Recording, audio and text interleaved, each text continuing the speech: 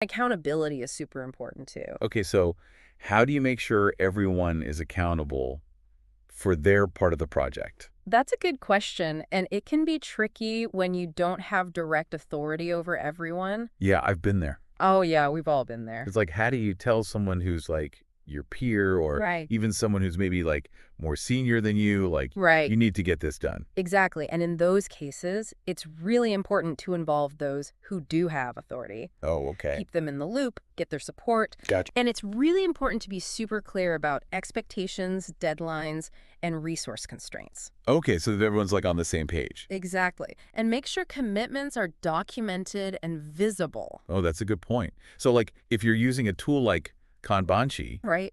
it's all right there for everyone to see. Right, exactly. Transparency is key. So you can't really like say, oh, I didn't know that was due today, Right. because it's like, it's right there. It's right there. And you can also establish a system for monitoring progress. Okay, so check-ins, like regular updates. Right, and communication, communication, communication. Got it. So we've talked about a lot of like good practices, but what about some common mistakes? Oh, yeah, there are definitely some traps people fall into. Okay, so like what are some things to watch out for? Well, one of the biggest ones is setting vague objectives. Okay, so you're like, we need to, improve communication, Right. but you're not really specific about what that means. Exactly. Your objectives need to be smart, specific, measurable, achievable, relevant, and time-bound. So no more wishy-washy goals. No more wishy-washy goals. Okay.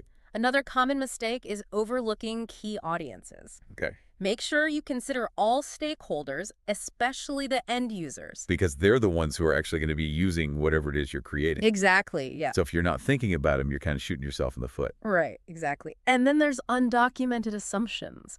Make sure your assumptions are explicit and revisited regularly. Okay, so like you're not just assuming things are going to happen a certain way. Right. You're actually like talking about it, making sure everyone's on the same page. Exactly. And then, of course, there's unrealistic schedules. Yeah, that's a big one. A big one. Make sure your schedule is based on realistic resource availability and potential risks. So like you don't want to be overly optimistic Right. and then end up setting yourself up for failure. Exactly. And then lack of change control. Implement a formal process for evaluating the impact of changes. Okay, so that's like when things come up, you're not just like, okay, yeah, we'll do that. Right. You're like, okay, let's actually like think about how this is going to affect everything else. Exactly. And then, of course, poor communication. That seems to be like a recurring theme here. It is. Communication is key throughout the entire project. So it's not just like at the beginning you have a meeting Right. and then you're like, okay, go forth and conquer. Right. You need to communicate throughout the entire process. Okay. So we've covered a lot of ground here. We have. And I feel like, there's so much more we could dive into. Absolutely. But I think we've given everyone a really good overview Yeah. of like the basics of project management. Yeah, absolutely. And I think even if, you're not using a super fancy tool Right. like Kanbanchi, these are still really valuable Yeah. principles to keep in mind. They are. They're the foundation of good project management. So I'm curious, like what's one key takeaway you'd like our listeners to remember from all of this? After everything we've discussed, I think the most important thing to keep in mind is that project management, it's not just about like the rules or using fancy tools. Yeah.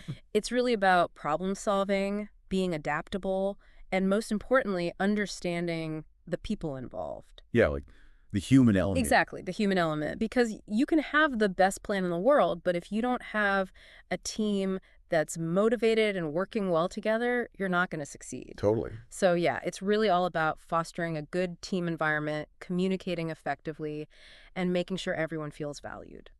Yeah, I think that's a really good point because it's easy to get caught up in like the checklists and the deadlines and all that stuff. Mm-hmm. But at the end of the day, it's the people who are going to make or break the project. Absolutely. So yeah, fostering that sense of like, we're all in this together, Exactly. Like we're a team, we're going to support each other, we're going to make this happen. Yep. I think that makes a huge difference. It does. And that goes for individual projects too. Yeah, that's a good point. Like, even if you're working on something by yourself, be kind to yourself, be flexible, Yeah. and don't be afraid to ask for help when you need it. Yeah, that's such a good reminder because I think we often put so much pressure on ourselves For sure. to be like perfect project managers. Right. And it's like, it's okay to make mistakes, you know? Exactly. We all do.